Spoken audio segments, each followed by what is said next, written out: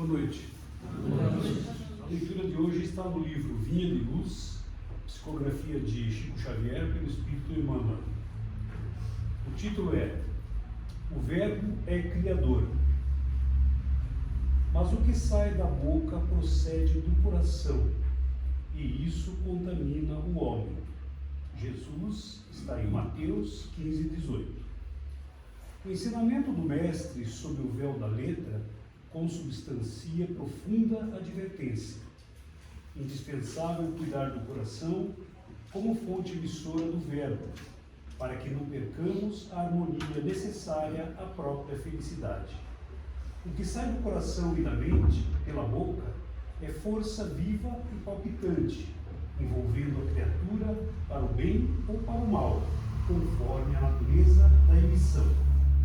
Do íntimo dos tiranos, por esse processo, origina-se o movimento inicial da guerra, movimento destruidor que torna a fonte em que nasceu, lançando ruína e aniquilamento.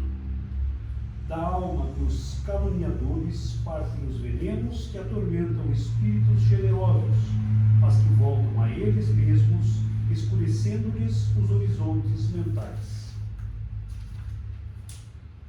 Do coração dos maus, dos perversos e dos inconscientes surgem, através do poder verbalista, os primórdios das quedas, dos crimes e das injustiças.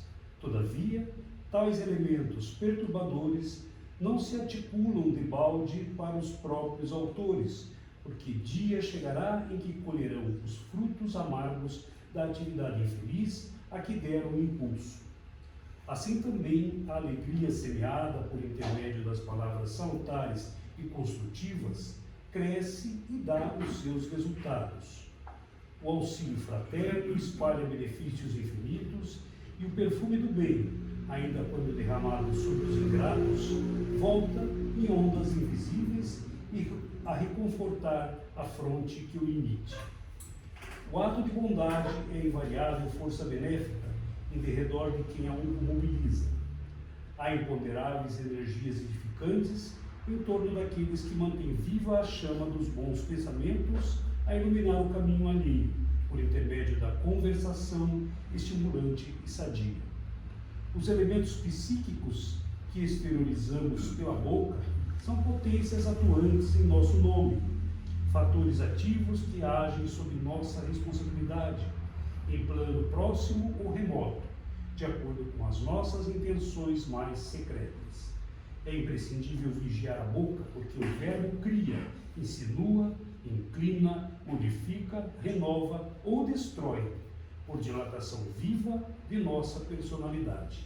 Em todos os dias e acontecimentos da vida, recordemos com o Divino Mestre de que a palavra procede do coração e por isso mesmo contamina o homem.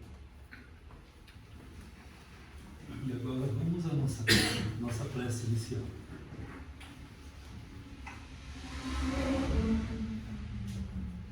Vamos serenar nossas mentes, acalmar nossos corações,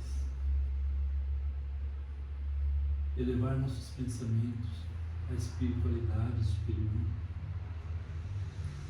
mentalizar a figura do nosso Mestre Jesus e agradecermos pela oportunidade de estarmos aqui hoje e podermos aprender um pouco mais sobre os seus ensinamentos de hoje. Gostaríamos de agradecer ainda aos benfeitores espirituais da casa, que sempre com tanto amor e dedicação preparam esse ambiente para nos receber, possibilitando essa sensação de paz, de amor e de harmonia. Imensamente graças ainda, Senhor, por ter nos dado a doutrina dos Espíritos, essa bússola norteadora que, enquanto estamos reencarnados aqui nesse planeta, nos esclarece, nos consola, nos mostra o porquê de estarmos aqui, nos mostra a importância do autoconhecimento para identificarmos as nossas imperfeições podermos trabalhá-las, nos tornando seres melhores e transformando esse mundo num mundo melhor, num mundo de regeneração. E assim, imensamente gratos por tudo que nos dás todos os dias, e na maioria das vezes nem percebemos, pedimos a Tua permissão para darmos por aberto os trabalhos de hoje. Muito obrigado e que assim seja. E hoje temos a felicidade de receber em nossa casa pela primeira vez o nosso irmão Felipe Eisenbach Neto. Ele é trabalhador da Sociedade Espírita Renovação, onde é fundador da casa, presidente e divulgador da doutrina e palestrante. Com muita gratidão que recebemos você hoje, muita vontade, a palavra é sua. Obrigado.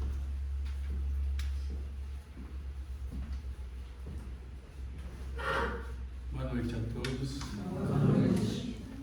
Que Jesus nos envolva em um clima de fraternidade e de paz. Que possamos não só nos sentirmos reunidos, mas sobretudo nos sentirmos unidos em torno dessa mensagem que nos esclarece e, portanto, nos consola. Nessa noite nós vamos tratar do estudo da moral do Cristo. No Evangelho segundo o Espiritismo, logo na introdução, na primeira frase, diz que os Evangelhos tratam de 5 pontos: os atos comuns da vida do Cristo, os milagres, as predições, as palavras que a Igreja adotou para a fundamentação de seus dogmas e o estudo moral de Jesus. As 4 primeiras foram sempre motivo de controvérsias, de discussões, mas o estudo da moral do Cristo permaneceu intocável. Falar de Jesus é uma honra, é uma alegria, porque Ele é o nosso coordenador, o nosso irmão mais velho, aquele irmão que nos abraça para nos ajudar a despertar para a vida verdadeira. Nós preparamos, então, algumas citações de Jesus e sobre elas vamos fazer uma apreciação cuidadosa, diligente, que é o que de fato caracteriza o estudo. Atenção concentrada, cuidadosa e diligente do Espírito, para reter coisas que lhes sejam úteis. E assim o fizemos. Tomamos das palavras do Cristo, fizemos esta apreciação cuidadosa e diligente das suas diretrizes para a nossa reflexão nesta noite. Vamos abordar o Consolador prometido, vamos abordar o comungar com o Pai, vamos fazer uma abordagem sobre o rumo da vida verdadeira, são os enfoques, vamos fazer uma abordagem, uma apreciação sobre verdade e liberdade, luz interior, Jesus nosso guia, Jesus servidor amoroso, convite do amor, o derradeiro mandamento e a mensagem fim a mim. São os enfoques que estão contemplados nessas citações que nós vamos tratar. A primeira delas, em João 14, 15 a 17 e 26, ele fala: se me amais, guardai os meus mandamentos. E eu rogarei ao Pai que vos envie outro Consolador. Esse é o primeiro trecho da fala. O que significa essa condição inicial, se me amais? É uma condicional, certo? Se me amais, guardai os meus mandamentos. Então há uma condição meus mandamentos. O que são esses mandamentos? O que é o guardar? É o vigiar para proteger e preservar. Vigiar, ter noção, ter ciência e consciência da diretriz do Cristo e trazê-la pela reflexão ao nosso coração. Isto é o guardar. Se nós o guardamos quando o conhecemos, nós o temos em nosso coração. Se me amais, guardai os meus mandamentos, e eu rogarei ao Pai. Mandamentos são os ensinamentos de amor. São as lições da vida, as diretrizes seguras das leis superiores que regem o nosso caminhar. Os mandamentos. E eu enviarei um outro Consolador. Já sabia Jesus à época da necessidade de um tempo após a vinda dele, da necessidade de nós termos um outro Consolador. O consolo é para aqueles que são aflitos, os aflitos de toda ordem. Sabia da nossa infância espiritual, por isso que já sabia de antemão que lá adiante, 1857 anos após, precisaria ele nos enviar um outro Consolador, a doutrina espírita. Pela nossa infância, ainda moral e intelectual. As nossas decisões seriam equivocadas. É só olhar pelo retrovisor da história que nós vamos entender quantos equívocos, quantas decisões equivocadas de forma particular e coletiva. Nós já fomos convidados pelo Cristo há quanto tempo? E ainda agora que nós estamos diante de um percorrer dessa nossa jornada, de um aprendizado que já fizemos no desenvolvimento intelectual e moral, moral um pouquinho, ainda bem pouquinho, intelectual um pouco mais, mas ainda nós estamos vivendo num período muito beligerante, mas nós já temos a capacidade intelectiva de entender o Cristo.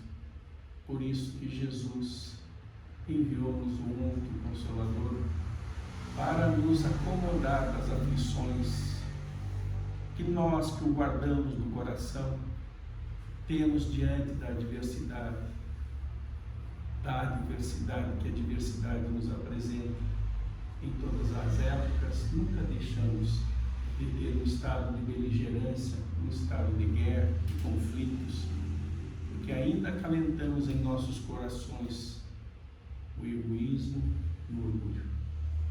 Então disse ele à época: se me amais, guardai os meus mandamentos. Fica com ele, que eu rogarei ao Pai para nos enviar um outro Consolador. E segue na citação: a fim de que fique eternamente convosco em espírito e verdade. Para ficar conosco eternamente. Já foi o tempo que a mensagem veio por Moisés, por Jesus. Ele foi e pediu para o Pai para que enviasse um outro Consolador em nome dele para estar conosco. Por quê? Porque nós já temos condições de seguirmos adiante, nos ajudando uns aos outros. Nós somos seres gregários para viver a vida em sociedade. Ele é o tutor e continua sendo o nosso tutor. Mas nós já estamos na condição de seguirmos à frente e em frente, juntos. Há um momento que nós precisaríamos nos encontrar como sociedade, até porque nós somos seres gregários para vivermos em sociedade, não para vivermos isolados, sem convivência, sem convívio. Nós precisamos uns dos outros. Então ele fala que vai mandar um outro para ficar eternamente conosco. Esse eternamente somos nós que vamos até a luz, a conquista da plenitude em sociedade. em sociedade. Então, esse eternamente é uma evolução solidária. Temos que estar juntos como irmãos. Quando ele disse Pai Nosso, nós somos todos irmãos. E temos que nos olhar como irmãos que somos. Temos que nos ajudar como sociedade, para que a gente possa, neste caminho da solidariedade, crescer e fazer crescer. Em espírito e verdade. Espírito e verdade é fazer com que nós tenhamos a capacidade de compreender melhor as lições do Cristo, discernir, distinguir o bem do mal, entendendo as leis imutáveis. E o livro dos Espíritos fala das leis naturais, das leis divinas, que elas nos dizem o que devemos ou não fazer, distinguir o bem do mal. Então, nessa direção, em espírito e verdade, os Espíritos abriram as cortinas do céu, do mundo espiritual se apresentaram, para nos trazer de novo a mensagem do Cristo, intacta, mas com um pouquinho mais de aprofundamento no entendimento daquilo que já estava em essência na mensagem do Cristo, porque já percorríamos 1857 anos. Nós tivemos, antes do advento da doutrina espírita, um momento chamado de iluminismo, os anos de luzes, em que a razão foi liberta do dogmatismo da igreja, foi liberta do totalitarismo dos reis, e o ser passou a poder pensar. Porque antes você pensava, ia para a guilhotina. Você pensava, ia para a fogueira. E nós fomos libertos para podermos pensar, e a nossa faculdade mais importante é a faculdade de pensar. Nós, como sociedade, crescemos. Tivemos tantos pesquisadores, Mesmer, que falavam sobre magnetismo, e tantos outros iluministas, enciclopedistas, D'Alembert, Diderot e tantos outros, que deram a base para que o Espiritismo pudesse chegar em 1857 e fazer a gente compreender um pouco sobre o magnetismo. Jesus não poderia falar em magnetismo em campo vibracional. Nós não tínhamos, à época, a capacidade de compreender. Por isso, falara ele para nós e para vós. E assim, também, trazendo os Espíritos que vieram nos apresentar as informações necessárias ao tempo do século XIX, né? Nos libertar pela verdade. Quanta mentira, quanto fake ao longo da história nós fizemos. Quanta coisa foi velada por interesses e que tiraram a gente, muito de nós saiu do rumo, não entendemos o que aconteceu. Em nome do Cristo, as cruzadas, as guerras, as dificuldades todas. Então, quando ele fala, a fim de que fique eternamente convosco em espírito e verdade, é restaurar essa mensagem, mas numa dimensão diferenciada do nosso entendimento. E diz que o mundo não pode receber porque não o vê e absolutamente o não conhece. Quem é esse mundo? A sociedade, que ainda não está preparada para entender o Cristo. Apenas alguns, uma parcela pequena da sociedade está caminhando e se esforçando para a vivência do Cristo, sabe do Cristo, mas para viver é preciso refletir, é preciso pensar, é preciso discernir para poder decidir. É só a gente parar para pensar quais são as nossas decisões de todos os dias. Quais são as nossas escolhas? Se a gente poderia fazer mais do que nós fazemos. O nosso compromisso deve ser com o Cristo e com a imortalidade. Porque essa visão estreita e curta entre berço e túmulo é a maioria da nossa sociedade. É este mundo que não vê, que acha que nós nascemos no corpo e terminamos com o corpo, e alguns acham que a gente tem alguma sorte após a vida. A gente vai para o inferno, ou para o céu, para o purgatório, sem entender o amor e a justiça divina. Mas os Espíritos que vieram a pedido de Jesus ao Pai para nos trazer informações e nos atualizar, esses não. Eles vieram falar sobre a verdade em espírito e verdade. E então é necessário passar a olhar a nossa existência na dimensão de transcendência, além do circunscrito entre berço e túmulo. Porque a nossa existência aqui é apenas uma passagem. Mas nós precisamos de estar aqui. Na questão 176 do Livro dos Espíritos, trata-se do objetivo específico da reencarnação. Os Espíritos respondem: expiação, para o melhoramento do ser. Sem isso, onde a justiça? Nós precisamos estar aqui para aprender o que este mundo tem a nos oferecer e nos prepararmos nessa nossa jornada a caminho da luz, do desenvolvimento intelectual e moral.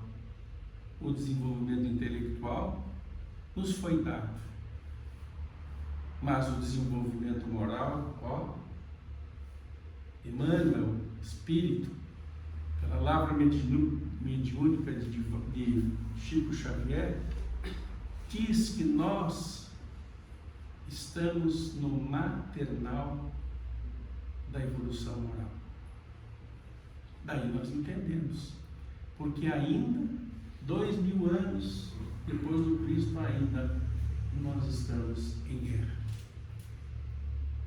Moral.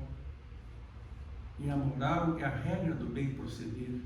A moral nos coloca diante do outro de maneira solidária. No Livro dos Espíritos define a moral como a regra do bem proceder. O homem procede bem quando tudo faz em prol da sociedade, em detrimento de si mesmo. Nós temos que ter esta visão do outro, do próximo, do irmão, para que possamos então nos desenvolver com afabilidade, com doçura, com utilidade, essa vida gregária para nosso crescimento individual e social da sociedade. Ele diz assim: mas quanto a vós, conhecê-lo-eis, porque ficará convosco, estará em vós. A quem estava falando Jesus? Ele estava falando aos cristãos, aos aflitos e àqueles que o querem conhecer, para entender os porquês da vida. Porque existe parte da nossa sociedade, uma grande parte, que não está muito preocupada, porque tem a visão circunscrita de que a vida é só material. E nós temos hoje provas científicas da imortalidade. Não é mais artigo de fé. Mas falta a nossa reflexão.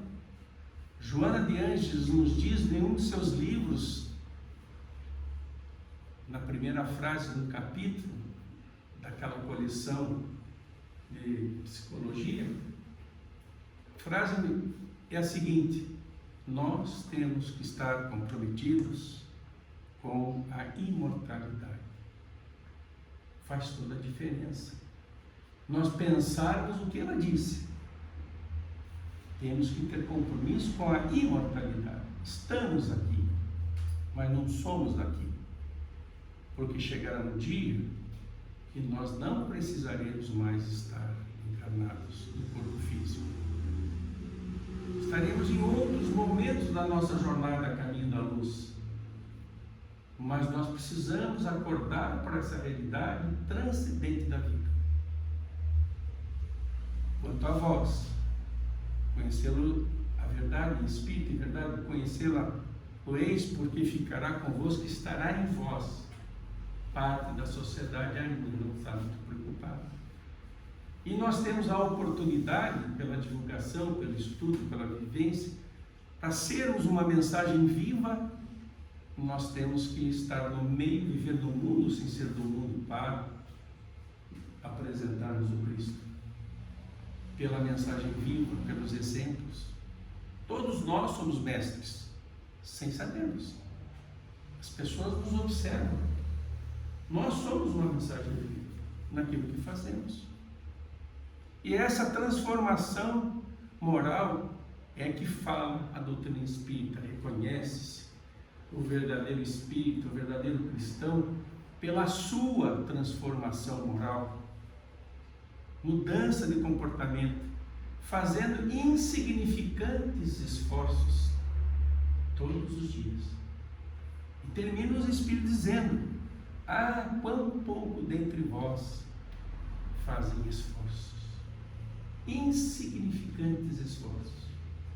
Quantas oportunidades nós temos cada dia de nos conhecermos diante do outro, de trabalharmos pela nossa transformação moral, mas a gente olha para o outro, olha para fora, não olha para dentro.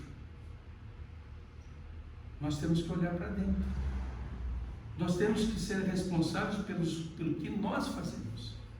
E seremos cobrados por isso. Dá conta da sua administração, não da outra. Mas a gente olha para fora, não olha para dentro. Mecanismo de defesa. A gente aponta um dedo para lá, esquece que tem 3 para cá.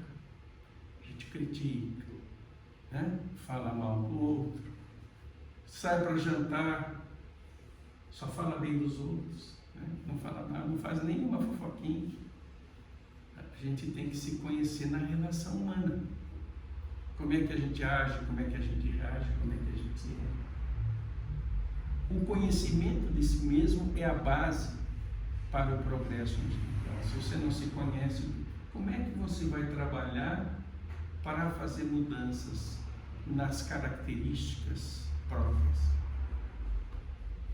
É isso que fala essa mensagem.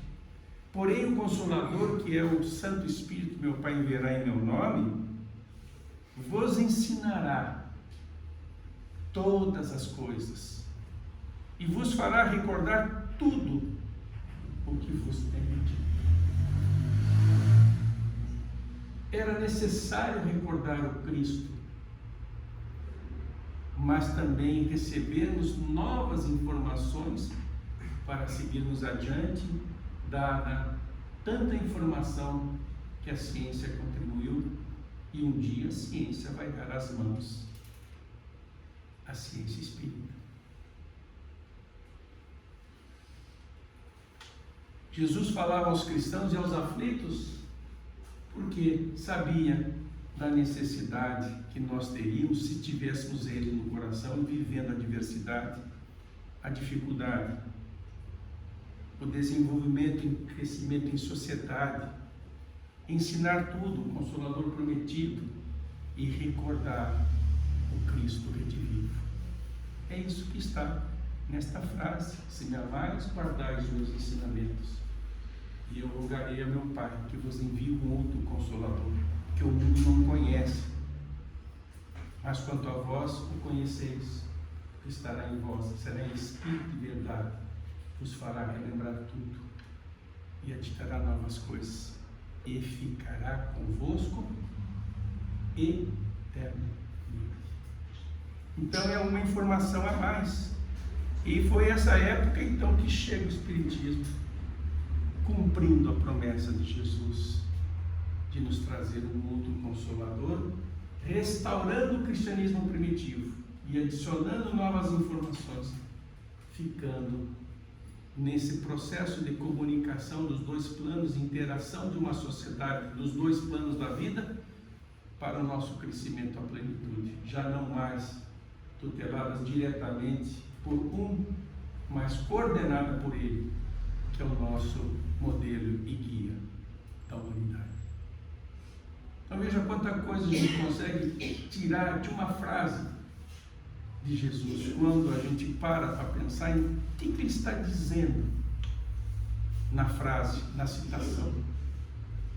E nos diz então, uma segunda citação: eu e o Pai somos um. Particularmente para nós espíritas, esta é uma grande oportunidade de apreciar tal citação, porque quando Jesus fala, o Pai e eu somos um, ele não disse para nós que era a mesma persona. Nós temos que entender, e entendemos assim, três aspectos dessa citação: a dimensão moral do Cristo, para poder dizer eu e o Pai somos um; a sintonia plena com as leis divinas e a plenitude espiritual de Jesus. Jesus caminhou. Jesus, como nós, vamos chegar. Ele já chegou. Nós vamos chegar também um dia a poder dizer o Pai e eu somos um. Do átomo ao arcanjo, todos nós passaremos. Só que Jesus é o nosso irmão maior, ele vai nos ajudar a chegar lá. E desta feita, diz para nós que nós agora vamos nos ajudar caminhando juntos. Nós estamos às portas de uma era nova, de uma era de regeneração, para desenvolvermos o aprendizado do amor na conduta moral que nos devemos uns aos outros. Então, para entender a dimensão moral, é preciso conhecer Deus e Jesus. Deus é Pai, Criador. Jesus é Filho, criatura. Não é a mesma pessoa. Um é o Criador e o outro é o Criador.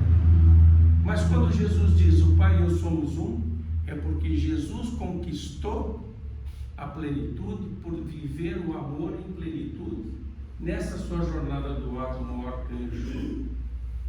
Quando então trabalha na dimensão de trabalhador crístico que é, tutelando-nos o nosso crescimento, a nossa estrada, mostrando-nos a estrada para chegarmos ao Pai. E um dia poderemos dizer também, o Pai e eu somos um. O que é Deus? Kardec pergunta, o que é Deus? E os Espíritos respondem, Deus é a inteligência suprema, causa primária de todas as coisas. É com este que ele está dizendo, o Pai e eu somos um. Essa é a inteligência suprema.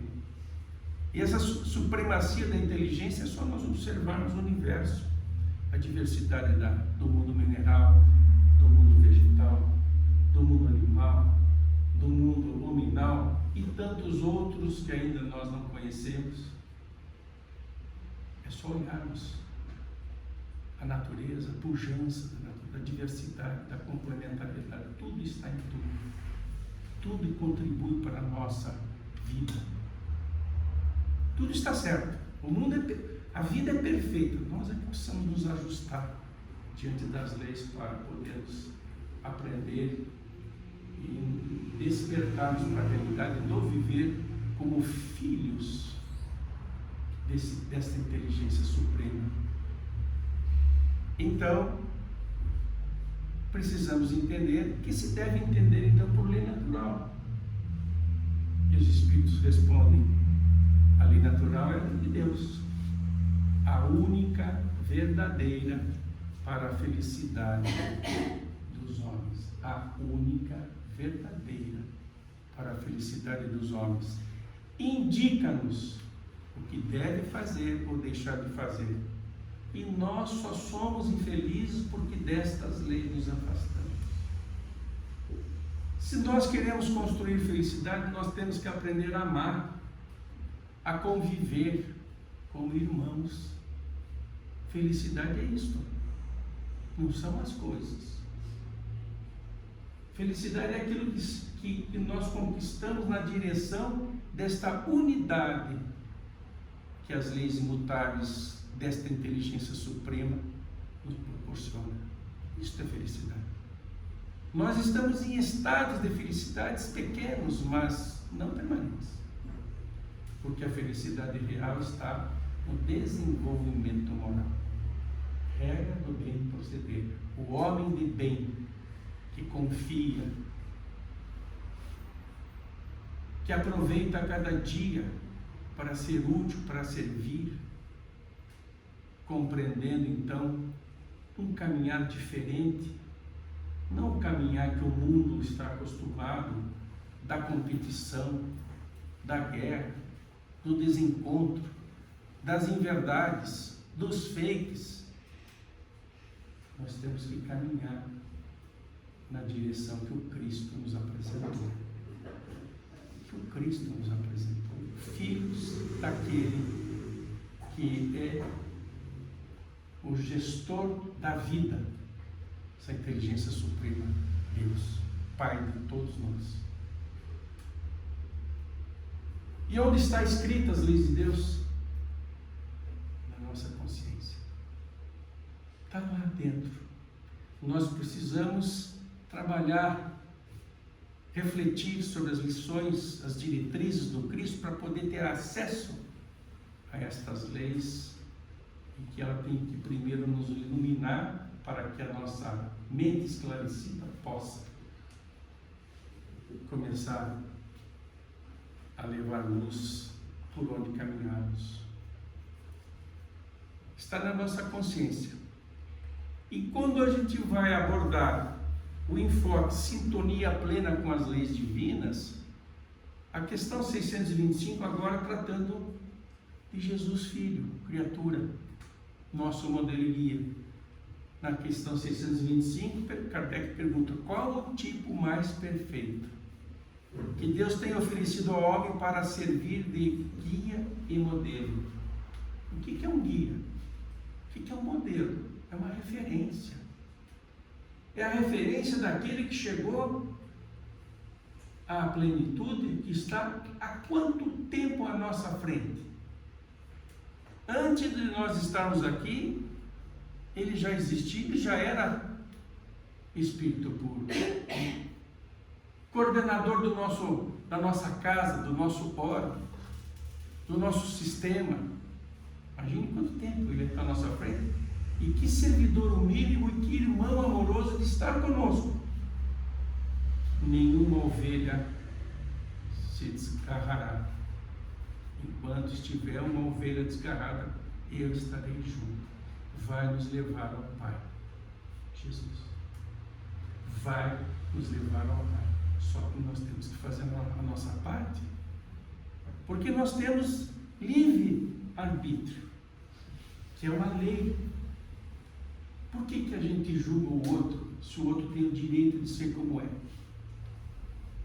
Eles esperam para isso as reencarnações, os projetos reencarnatórios, para aprender e se desenvolver intelecto e moralmente, mas para reparar, para ajustar, para corrigir, pela lei de imparcialidade, justiça e amor de Deus Pai. E a gente fica julgando o outro, que tem o direito de decidir o que quer ser. Porque se não fosse assim, nós seríamos marionetes. Se nós temos a liberdade de agir, nós temos a responsabilidade com as nossas ações. E todo o resultado da nossa ação é fatalista. Como Deus é Pai justo, soberanamente justo e amoroso, vai nos dar a oportunidade da reparação.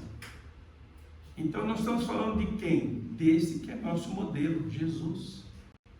Dimensão moral de Jesus, a definição da moral. A moral é a regra do bem proceder, isto é, de distinguir. A gente tem que ter referência para saber o que é certo e o que é errado. Distinguir o bem do mal. Funda-se na observância da lei divina, da lei de Deus. O homem procede bem quando tudo faz pelo bem de todos. Quando tudo faz pelo bem de todos. Porque então cumpre a lei de Deus. Se as nossas ações não estão alinhadas, fundamentadas pelo discernimento, pelo conhecimento, pelo pensamento nas leis divinas, nós não somos o ser de bem. Ainda estamos fazendo mal. Faz sentido ou não faz? Exatamente isso que é a trajetória, aquilo que o Cristo veio mostrar, o caminho.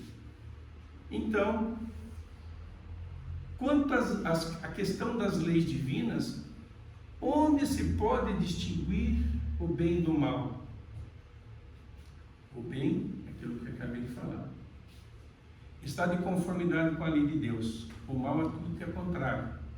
Assim, fazer o bem é proceder de acordo com a lei de Deus. Fazer o mal é o contrário. É o contrário. E nós temos aqui, então, encontrei no Reformador de 1940, página 301, uma frase que cabe como uma luva a essa nossa reflexão até agora. O Cristo se nos apresentou no mundo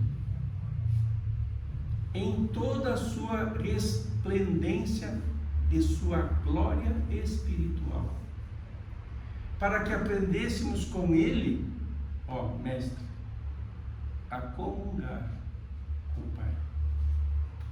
Para que aprendêssemos com Ele a comungar com o Pai. Então Ele vai nos ensinar a um dia podermos falar do Pai e eu somos um. Então, ele diz assim, sua palavra é a do convite ao banquete de luz eterna. Quando nós estivermos vivenciando e adentrando essa estrada do desenvolvimento moral, nós vamos estar, quando chegarmos à plenitude, nós vamos estar num banquete de luz eterna, de amor imortal. O amor é dinâmico. Não é aquele céu que você chega e fica desfrutando estaticamente. O amor é ação. O amor é atividade no bem, no convívio com a humanidade. A terceira frase é: eu sou o caminho, a verdade e a vida. O caminho é um rumo novo, uma rota de libertação. Jesus veio ao mundo e o mundo mudou a partir dele. Por isso que se divide antes do Cristo e depois do Cristo. Por quê? Porque esperavam o Messias guerreiro que enfrentasse o poder romano. Esperavam um Cristo que viesse enfrentar os doutores da lei. E ele conviveu por amor. Ele conviveu com todos, indistintamente. Foi o carinho, foi a caridade em pessoa, porque foi indulgente, porque foi benevolente para com todos, porque sempre perdoou. Esse é nosso irmão maior, nosso modelo. Veio nos mostrar um norte verdadeiro. Até Jesus não se pensava em fraternidade, não se pensava no amor. Até Jesus, ele mostrou um caminho diferente. Esses astronautas que foram circundar a Lua, o coordenador dessa tripulação, falando à Terra, menciona Jesus e Deus. Fora da Terra, menciona Deus e Jesus. Saiu da terra, estava lá circundando. Nós temos que pensar em Deus. Nós temos que nos aproximar de Jesus. Porque está dentro de nós. Ele que esteve olhando as maravilhas do universo, a inteligência, as obras da inteligência suprema do Pai, sentiu na sua intimidade que nós somos criados à imagem e semelhança do Pai, mas sentiu na sua intimidade, lá na sua consciência, a grandeza do amor do Pai. Ele lembrou de Jesus, ele lembrou da terra, em momento de extrema beligerância. Nós estamos falando de um ser, de uma dimensão que nós desconhecemos, que é nosso Senhor Jesus Cristo. A verdade, uma nova forma de caminhar. O Evangelho. Eu sou o caminho. A verdade está no Evangelho. Nos mostrou que nós precisamos colocar o Evangelho no nosso coração. Nós precisamos incorporar na nossa intimidade essas diretrizes da fraternidade, do amor e do bem-querer para o nosso desenvolvimento moral. E diz assim, a vida verdadeira, a vida espiritual, para conquistarmos a plenitude que é o amor. Eu sou o caminho, a verdade e a vida. Nessa mesma direção, Joana de Ângeles, Espírito pela Palavra, mediúnica de Divaldo Pereira Franco, fala: pensamento esclarecido e a interrogação. O que é um pensamento esclarecido?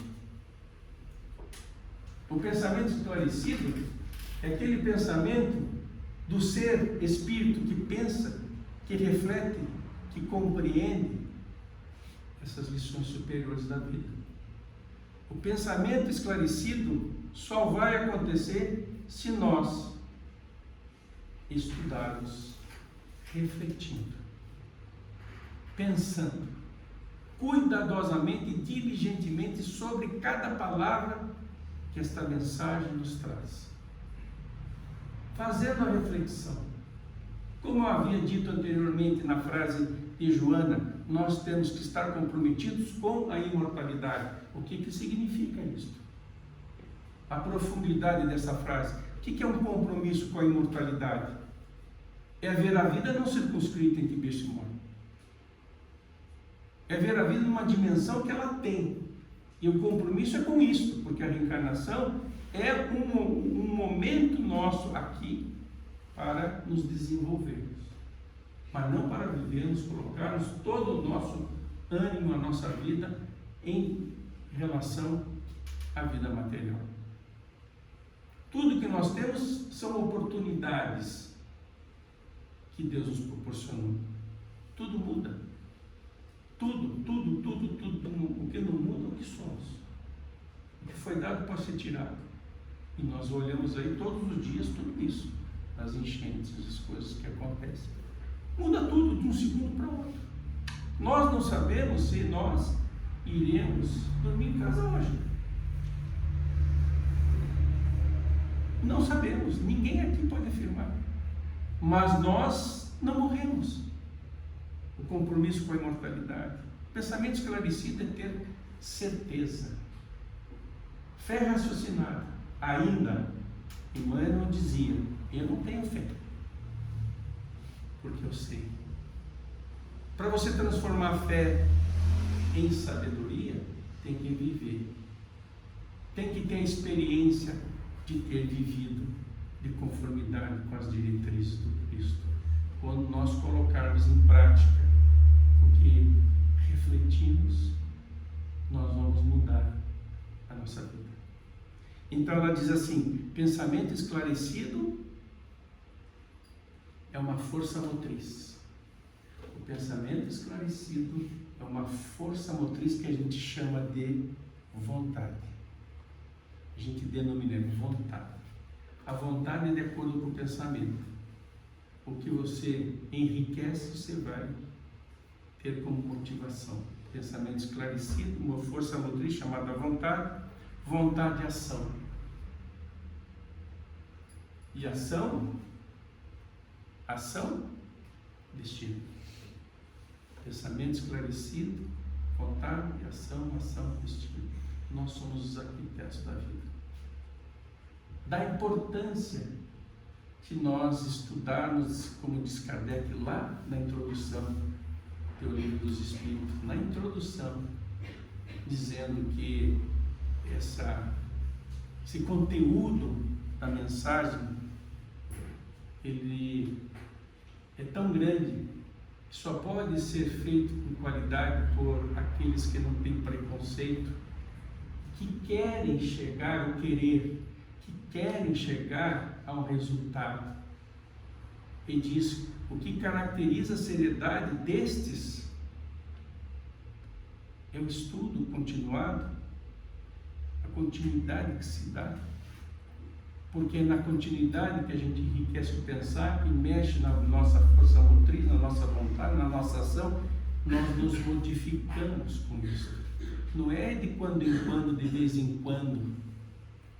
E a gente entender que todo dia a gente tem que ter um pouco do tempo que nos sobra para poder fazermos as reflexões. Porque só com reflexão que o conteúdo sai daqui e entra aqui no coração. Se não tiver reflexão, a gente vai ficar filósofo 1000 anos. Filósofo sabe de tudo, mas não acha. A gente tem que transformar esse conhecimento em ação. Só com reflexão, com estudo sério, sistematizado, com sequência. Pega nosso diazinho, uma parte do nosso dia. Vamos ler um pouquinho, não precisa ler muito não, né? Ler 10 capítulos, ler um pouquinho, de pensar naquilo que está sendo dito por aqueles espíritos que estão há muito à nossa frente. Então aqui, na mesma direção de Joana de Ângeles, Lins de Vasconcelos, o patrão do movimento espírita do Paraná, ele fala: o homem esclarecido disciplina-se e disciplinado dignifica-se. O homem esclarecido disciplina-se e disciplinado dignifica-se. Ele fala: quando a razão se ilumina, o coração se eleva. Quando a razão se ilumina, o coração se eleva. Está no Evangelho. Sabe aonde? A seguinte frase: que sentimento são os instintos elevados a um grau de consciência.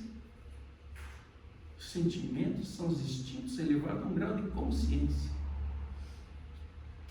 Para a gente ter sentimentos, nós temos que refletir. 2000 anos nós conhecemos o Cristo. Agora que nós estamos conectados a Ele. Agora, quantas vezes nós o negamos?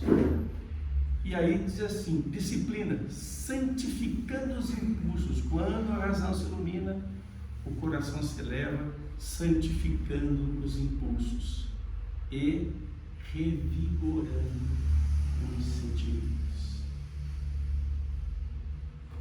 Sair do ser instintivo, tomar ciência e consciência dessas leis que regem a vida, que estão em nós, para nós transformarmos instintos em sentimentos de afabilidade, de doçura, de fraternidade, de amor com todos,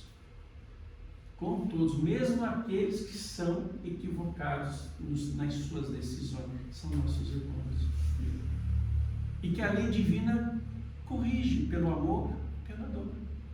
A reencarnação é uma expiação. Expiação não é ruim. Expiação é algo que você não pode mais mudar. É uma necessidade que você tem. E nós vamos expiar pelas experiências, no aprendizado e na reparação, pelo amor ou pela dor. Mesmo que pela dor, é o abraço apertadinho de Deus em nós, para que a gente não fique encostado no barranco. Então, querendo ou não, nós vamos ser conduzidos fatalmente a plenitude, por conta dessas leis sábias, amorosas, justas, imparciais. Precisamos pensar. O Cristo veio para nos mostrar o caminho e a forma de caminhar. Então, neste rumo, abraçar o cristianismo, Jesus, é avançar para a vida melhor. É avançar para a vida melhor. Aceitar a tutela de Jesus é marchar em companhia dele. É aprender sempre e servir diariamente. Servir. Com renovação incessante para o bem infinito, porque o trabalho construtivo em todos os momentos da vida, o trabalho construtivo em todos os momentos da vida é a jornada sublime da alma, é o trabalho no bem, é a jornada da nossa vida. Todos nós temos um objetivo comum com a reencarnação, todos nós saímos daqui melhores, pessoas de bem, melhores do que quando entramos. Objetivo comum. Nós temos os objetivos específicos, mas o comum é, através do nosso planejamento reencarnatório, avançarmos no bem, no conhecimento, no nosso desenvolvimento individual, no rumo do conhecimento e da virtude, da experiência e da elevação. Experiência, de colocar o conhecimento em prática. Experiência, quando a gente vive, a gente consolida o aprendizado em nós. É patrimônio da vida.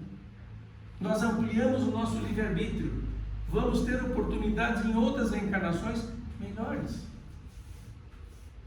porque nós vamos amadurecendo o nosso senso moral e o nosso desenvolvimento intelectual em cada etapa da nossa jornada, que hoje ainda é aqui, nessa nossa escola de mundo de provas e expiações, mas já estamos adentrando o mundo de regeneração, que é o desenvolvimento dessas experiências. Tecnologia, tudo está aí pronta para que a gente precise de menos esforços físicos para poder termos mais tempo para os encontros humanos, os encontros fraternos. E aí diz: conhecereis a verdade e a verdade vos libertará. Se vós permanecerdes na minha palavra verdadeiramente, sereis meus discípulos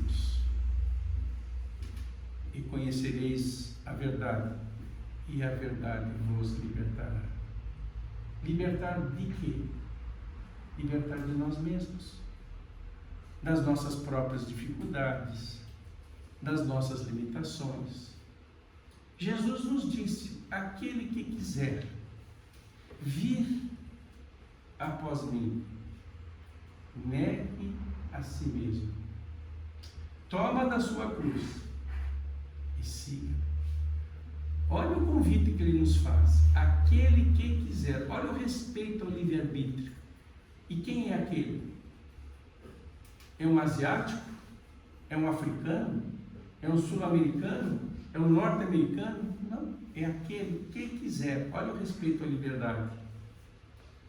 Quem quiser vir, ele fala vir, ele está numa posição distante de nós. Ele que quiser vir, ele já caminhou essa distância. Após mim, ele já caminhou. Negue a si mesmo, porque senão não consegue caminhar até ele. O negar a si mesmo e se desvencilhar das duas maiores chagas da humanidade: o egoísmo e o orgulho. Negue a si mesmo. Deixe de ser a figurinha carimbada do alto. A gente acha que todo mundo é o problemático, mas é só olhar para o espelho, você vai ver que a figurinha muda. Negue a si mesmo. Toma da sua cruz, da sua transformação moral, da mudança do homem velho para um homem novo, do ser velho para um ser novo. Essa é a nossa cruz. E siga-me, fazendo os esforços todos os dias. Siga-me. E disse mais: Eu não vim ao mundo para ser servido. Eu vim ao mundo para servir. E disse mais: é preciso viver no mundo sem ser do mundo. Santo Agostinho, na questão 919, fala sobre a necessidade do autoconhecimento para que a gente possa realizar com efetividade a nossa mudança individual, a nossa mudança, falando da necessidade do autoconhecimento. E para finalizarmos, vou contar o que ele falou lá no Livro dos Espíritos, quando perguntaram como que a gente faz para poder vencer todos os chamados, todas as dificuldades. Ele disse assim: simples, faça como eu fiz quando estive na Terra. Pela manhã, faço a oração em agradecimento a mais um dia estando na Terra, e pensava: o que eu vou encontrar no dia de hoje? Que oportunidade eu terei para ser útil? Quais são as oportunidades que a vida vai me proporcionar neste dia? E à noite, revisitando o seu dia,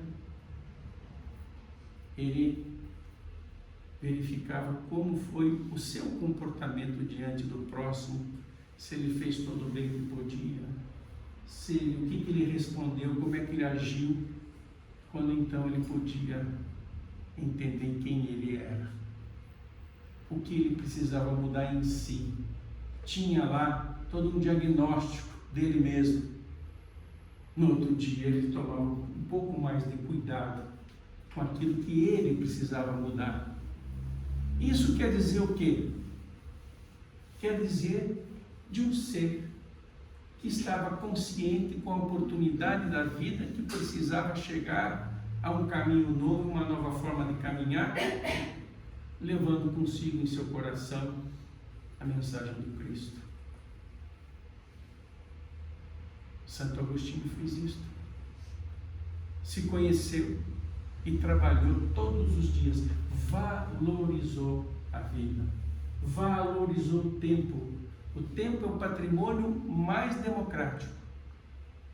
Nós temos as mesmas 24 horas, todos nós, sem exceção, todos os dias. Qual é o valor que nós damos para o tempo? Vai depender do pensamento esclarecido, que se disciplina e que se dignifica, para poder então caminhar na direção do amor, na direção do Cristo e na direção do bem proceder. Que Jesus nos abençoe hoje e sempre. Que possamos ter em nossos corações a certeza de que ninguém está desamparado na vida. A certeza e a esperança de todos os dias, de toda hora, não importa que dia seja, que o Pai sabe exatamente como nós pensamos, como nós sentimos, e dá a cada um de acordo com a sua capacidade, porque não tem 1 milímetro de peso, uma grama de peso que nós não possamos carregar e que não seja justo para o nosso desenvolvimento. Que tenhamos como norte verdadeiro nosso Senhor Jesus Cristo. Me foi pedido para fazer oração, né? Para terminar, então vamos orar.